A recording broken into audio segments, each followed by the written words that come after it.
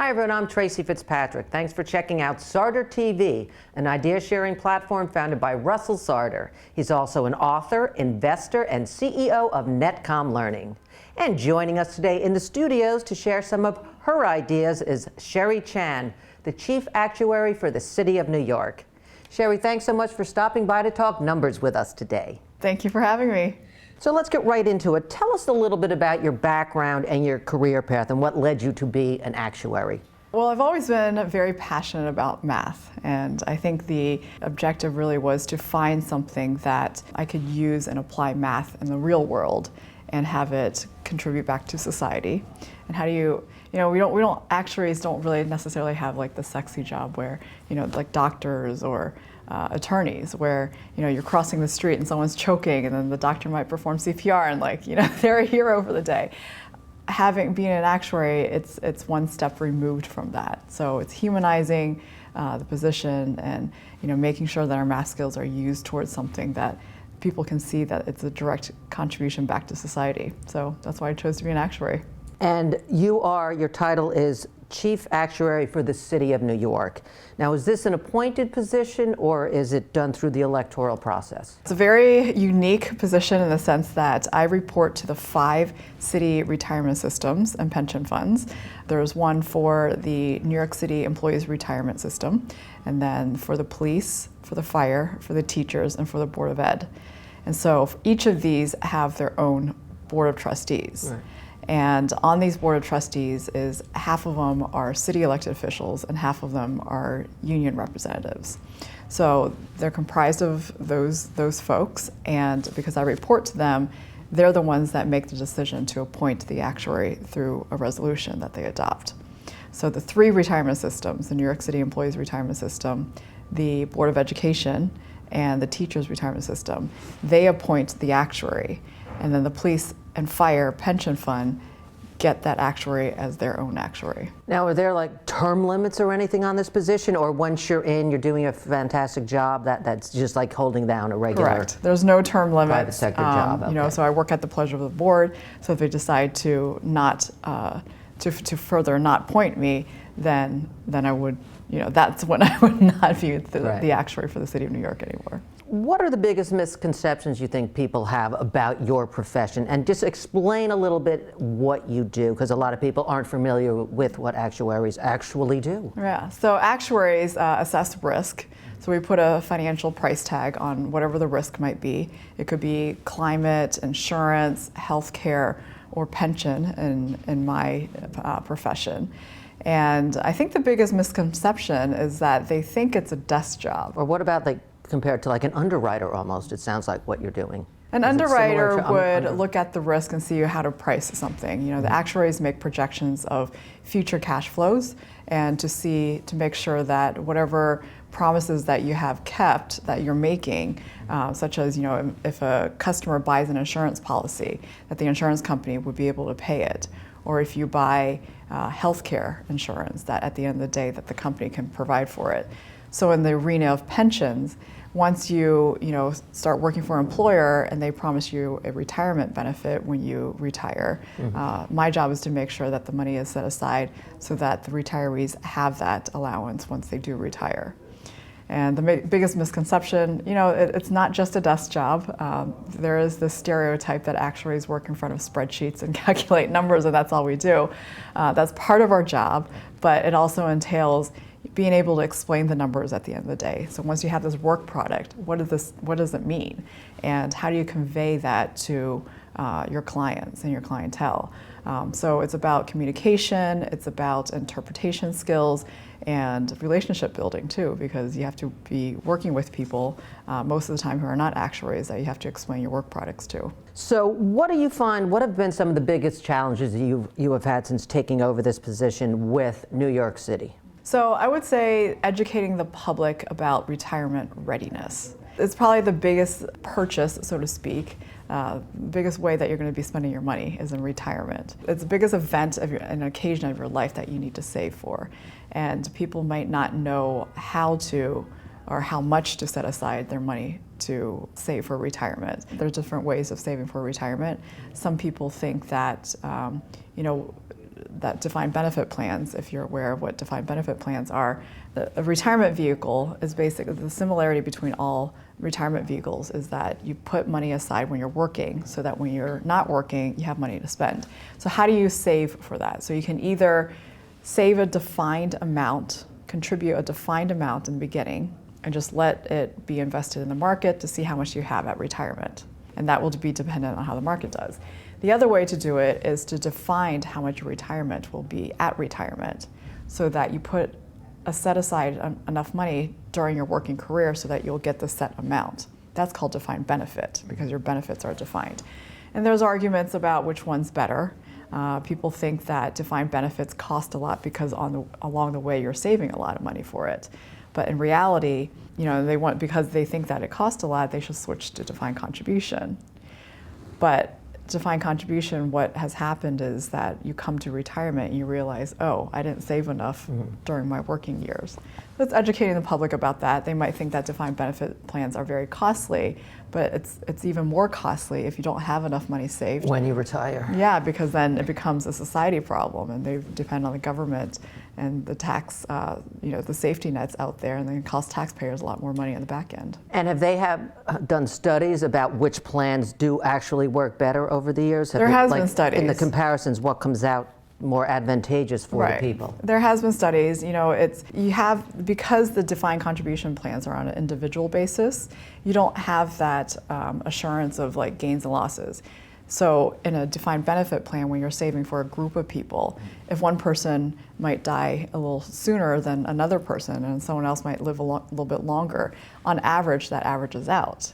But when you're saving just for yourself, you have to make sure that there's a chance that you live to 100, right? So you have to save for that, even though the life expectancy might only be in the 70s or 80s. You can't leverage that averaging effect if it's just for yourself. Okay, so you've been chosen by the city and the union presidents to basically advise and run all the retirement and pension funds. Now, how daunting is this for New York City, and how do you juggle all the risks? I would say, this is interesting because daunting, I would say, is subjective, right? I don't think my job is daunting. There are stressful days, but generally speaking, I would say it's not daunting. I take the approach that everything that I've done to date has prepared me for where I am today. And there is a lot to take on, and how would I handle that? One is that I always tell myself, take one step at a time. Put one foot in front of the other. I don't need to worry about accomplishing the whole project today. I need to worry about taking the first step. And once I get the first step done, I'll worry about taking the second step. And eventually these steps will lead me to where I am. I'll also, obviously credit my staff for, I have a very competent staff that, helps me through the process. And I would say that in any situation, that behind any successful leader, there is a village behind them that helps them, and me included, because I can't get everything done, but with the help of my staff, that's how things get done. So how has technology affected your day-to-day operations as an actuary? I would say, obviously just in general, technology has allowed people to achieve and get things done quicker, more efficient, less costly. And I would say specifically to the actuarial work that I do, having an advancement in technology has allowed us to take a deeper dive into the data and do more deeper analysis of the results that we come up with. For example, mortality improvement, right? A lot of the cost depends on how long people live, because the longer people live, the longer they're drawing down retirement benefits. So, mortality projection is a very important thing. And what we've learned through the years is that people's life expectancy improves over time. So, for example, a 65-year-old today lives a lot longer than a 65-year-old maybe 20, 30 years ago. And we expect that in the future, this mortality improvement is going to carry over time. So in the past, we were only able to make one assumption of how fast this mortality increases. But because of technological advancement and our computer programming, we can now program in there an assumption that mortality might improve at a different rate going forward. And also, New York City is collectively the pension plans comprise of, 3/4 people in the pension plan. So it's That's large. why I use the word daunting. Yeah. So, in the past, you would have to calculate the liabilities on an aggregate basis, right? Maybe you sum up similar situated employees and you calculate the benefit on that way to save time and computing power. But because of technological advancement, we now can take a more precise calculation on each life and run actually each life. And it's faster now, obviously, and the data is more precise nowadays. So do actuaries embrace social media in order to build your brands and expand your reach? Is that something that you all do? I wouldn't say we all do that.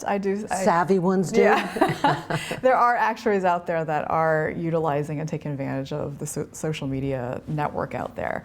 And I would say that is I think society, the profession is moving towards that way, to utilize social media to kind of spread the word because of several reasons. One is that, you walk down the street and usually people do not know what an actuary is. Exactly. You go to cocktail parties and one of my aspirations, one of my lifetime aspirations is, one day I'll go to a cocktail party and say I'm an actuary and people will know what that actually is. Yeah, then you don't have to explain it again for the 100th time. Right. It's like, what is an actuary? But, it's giving the world a glimpse of what we do. Like we talked about the misconceptions, right? That people think that we just sit in front of a computer and do spreadsheets and calculations and build models. But my job is a lot of it is, going to board meetings. Sometimes I have industry presentations, and sometimes I attend conferences for my continuing education requirements. And so, having that social media platform allows people to understand more of the full breadth of what actuaries do. And it also provides us an easy avenue for us to sometimes post a glimpse of our work product, so they can understand, what we actually do and how it helps back to society, how it contributes back to society, and helps the public employees and therefore the citizens of New York City. And also to teach the younger generation about it, because to keep that going. So my next question is, of course, asking about what advice would you give to kids that are heading off to college who may want to get into this profession or may have never heard about it. And again, you using social media or actuaries, that can also help bring in the younger generation.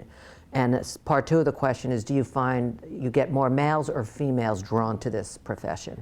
I would say, anybody seriously considering this profession probably knows that it's math heavy. So it's a very analytical field, and it requires a lot of technical background. So I would think that, hopefully they have a passion or at least a strength in mathematics before they pursue this career. And assuming they do, I would give the same advice that I was given when I was, a young college student. And that was that, to be credentialed as an actuary, you have to go through an extensive exam process. You have to take many exams, and they usually stretch, on average, probably 10 years or so. And be ready to study for these exams and get through these exams, because the pass rate is set that a majority of people do not pass. So when 10 years, you mean like it's, say, updating your skills every 2 years, that you have to stay on top of things, or just in general, it's going to take 10 years for someone? It takes about 10 years on average for actuaries to get through all the exams to become credentialed as an actuary. And thereafter, they have to meet continuing education credits each year. So the exams are, depending on which practice you're in within the actuarial profession, anywhere from 8 to 12 exams. And so it takes, many years to get through these exams, especially when they try to, contain the number of people that pass. So it's very common not to pass on your So is it more rigorous than med school or law school? It sounds like I've been told it is, yes. I don't have a doctorate degree or. So you took 10 years before you had that title of actuary? So I had a different path than probably the average actuary.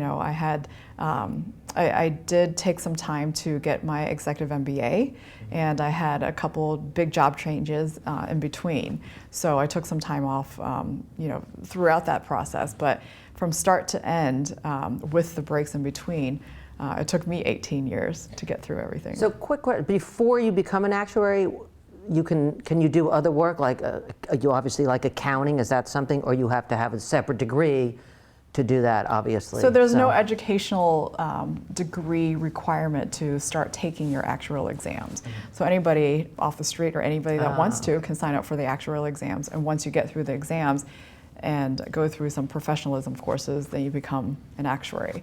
And practicing, you ask a very interesting question, because there are professions out there that require a specific licensing, to perform that job, such as doctors, right? That they have to pass the boards. Attorneys have to be accepted into the bar, and nail technicians, right? They have to have a cosmetology license in order to do their work. But there are professions that don't. So like chefs, for example, right? You don't have to necessarily have gone to culinary school to be an executive chef somewhere. And actuaries, you don't necessarily have to have your credentials in order to practice as an actuary, or do actuarial work. So there are associates before they're credentialed supporting, actuaries and working for actuarial consulting firms to do the work. So do you think AI and robotics will eventually take over this field, your profession? Call me naive or call me optimistic. I don't think that AI will take over our field. And I look at this from the historical context as well as a future. But you think about the advancement of not just AI, but of computing, right? This is all technologically related. At first they didn't have a calculator, right? So humans invented a tool to help calculate numbers, and but of course the humans knew how to calculate, so they designed the technology for that. But even after they calculated, the machines calculated certain numbers, humans needed to check the numbers, right? So after they invented something to calculate it, now we have to check it. That's our job. So yes, you can say that advancement has allowed for technology to check the numbers and do some checks and catch things that we might not be able to check. But then you have to interpret the results, because your numbers the results spit out this way, and they are not what you think, and they're exemplifying a pattern or a trend that you didn't expect. I don't think the computers quite yet are at that point to tell us what the story is. What's the story, and what's the lifestyles or demographics underlying that drives these results? So as humans, we have to stay on top of it and interpret it. So say one day, AI is savvy enough, technologically savvy enough to interpret numbers. But then there's also innovation, because we have done things a certain way, and they're able to interpret and tell the whole story of why the numbers are trending the way they are. But then they have to think about, or humans, have to think about the next steps, about how do we innovate things, and how do we change things to do things a different way, or is there a new idea to make things more updated and changing with the times. So I always think, whatever the step of the way is it calculating, is it checking, is it interpreting, or is it innovation, that humans will always stay one step ahead. And so I don't think. So talk about some of the achievements you're most proud of that you've implemented during the course of being an actuary, whether it was New York, Ohio, or Massachusetts, all the areas. Right. I've been at the right place at the right time. Becoming an actuary, around the turn of the century, I think I've seen a lot. When I got into the profession, it was the height of the economy. And, things at that time, people were talking, because the pension plans were flooded with money, so to speak, right? That they were thinking about benefit enhancements.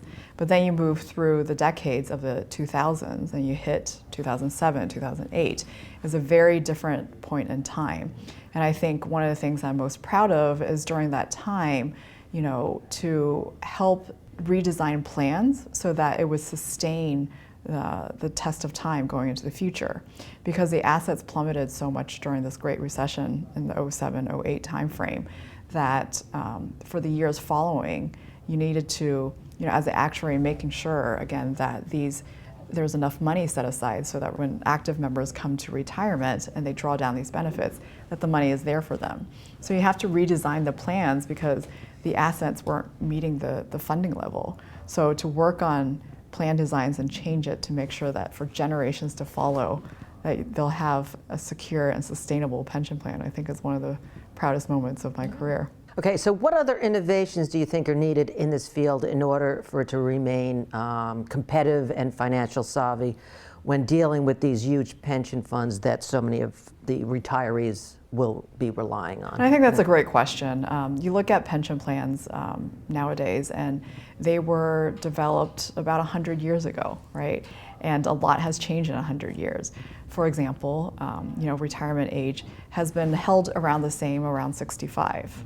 But humans didn't live, on average, didn't live that long back then. So they'd be working these long careers, contributing into their plans, and then draw down their benefits for maybe 5-10 years, and then that's it. Life moved on, right? But nowadays, it's not uncommon for people to live to 100. So I still find that amazing. Right. That's now the number they plug in for when you're going to retire, that you need to save this much money because you're going to live to be 100. Exactly. And so you're going to be in retirement for 30, 40 years, based on some common retirement ages nowadays. So you work this career that you might be in retirement longer than you saved, the years that you saved money for. So, to answer your question about, what innovative things should be done, in my opinion, is that you need to kind of calibrate your retirement plans so that it mirrors life expectancy. To have that ratio before where you're working 30 years and then retire for 5 to 10 years, whereas now you're working 30, 40 years maybe, but then in retirement for 30, 40 years. The math doesn't quite work out. So I think some of the planned provisions in general, should be pegged to maybe life expectancy so that you can have a more balanced reflection of what the demographics are. Another thing I think is the lifestyle has changed. Previously, decades ago, people worked for the same employer for many, many years. Right. Nowadays, it's more common to job hop. And so how do you do that when you have to worry about vesting in a retirement plan? You might have 5 years at this company and 5 years at that company where you never vest for your retirement benefits. So I think, there are some plan provisions that should be thought through and, changed so that it mirrors the current demographics and lifestyles of our generation more. Now, do you think they'll change the retirement age for city workers and raise it up to, say, 70? If you look at what has happened, so in New York City, the plan provisions are written into state statute. So anytime you want to change, the contribution rate or the retirement eligibility, it's done through a state statute legislative process. So through that, if you look at the historical context, the legislation has changed over time. And for those who are hired most recently, they do have to work a little longer in order to be... So they're already implementing that. They are, yeah. And it's more of a gradual change that I think should be revisited over time. So is it challenging running a big bureaucracy efficiently, and can you share an example of when you were able to overcome these hurdles? I would definitely say that yes, there are challenges with running an agency in New York City, just being such a large municipality. There is a lot of red tape that sometimes has to be dealt with. And one example is we have a vendor that we work with, my agency works with, and through a rebranding initiative, they changed their name. It's the same, human capital, same people, same company, but they decided to change their name for rebranding purposes. And when they did that, they had to get a new tax ID. So our contract with this vendor was for a specific company, and everything through the comptroller's office that we have to set up to pay this vendor was done through a tax ID. That's how they're identified. And because they went through this change, even though everything else was the same, the contract was the same even, that they couldn't get paid for 6+ months. No, that's how we long got a it took. threat from them and said, if you're not paying us, we're not going to do it. We're going to stop our work. So that's one of many stories. Another story is that, as city employees, there's different ways we have to clock in and clock out, right? And before I arrived at the agency, we had this policy where we had a 5-minute grace period. So if your day started at 9 o'clock, if by 9:05 you weren't in, you were late. And then, you get disciplinary warnings and all that if you're continuously late. So I wanted to switch to another policy where it's a flex time arrival. So, for example, you can arrive anywhere from, let's say, 8:30 to 9:30, giving people a lot more time to arrive, especially with, we know the transit subways systems, buses have deteriorated over the years. Yes, and you would think that that's easy, but it required a lot of meetings with union representatives to make sure that we weren't taking anything away from employees and their members. So that was a lengthy process. Was that a year-long process? Probably close to it. Yeah. And even nowadays we're on this trial period. It seems like an indefinite trial period, but what a we're great in a trial. idea. I mean, we haven't been sense. granted permanent status It's on not. that policy quite yet. So there are definitely challenges working with a big bureaucracy. So back to some more challenges. What are some more big challenges and some of the differences that you found like working in New York City versus a smaller town where you came from in Ohio doing a similar job? Yeah, so I transitioned from a state to a city, right? So I used to work for the state of Ohio. Now I'm with the city of New York.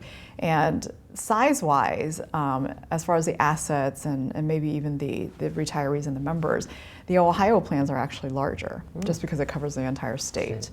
And it was funny, thinking back, it's funny because when I was considering this job, I said to myself, coming from Ohio plans are already complex, especially after the Great Recession that I spoke about. After making some plan tweaks to the provision, everything got more complicated.